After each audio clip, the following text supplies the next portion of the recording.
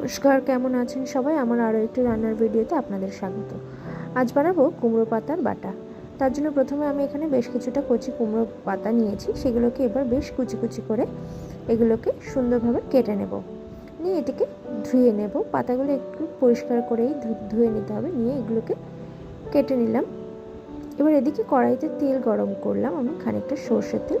এর মধ্যে আমি দিয়ে দেব বেশ খানিকটা কালো জিরে ফোড়ন। এর মধ্যে দিয়ে দেব আর 10-12 কোয়া রসুন আর দেব পরিমাণ মতো লঙ্কা দিয়ে এটা একটু ভাজা ভাজা হয়ে গেলে এর মধ্যে আমি যে আগে থেকে কুচিয়ে রেখেছিলাম কুমড়োর পাতা সেগুলোকে দিয়ে দিলাম। তার মধ্যে একটু নেড়েচেড়ে এর মধ্যে আমি দিয়ে দিলাম পরিমাণ মতো নুন আর হাফ চামচ হলুদ।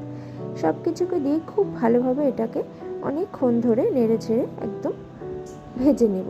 আর সব শেষে এর মধ্যে অ্যাড করলাম 5 থেকে 6টা ভাজা চিংড়ি মাছ দিয়ে সবগুলোকে সুন্দরভাবে আরও একবার মিশিয়ে নেব। জিনিসটা খেতে খুব ভালো হয়। ব্যাস আমার এখানে ভাজা হয়ে গেছে, এগুলোকে আমি নামিয়ে নিলাম। নিয়ে এটাকে ঠান্ডা করে নেব।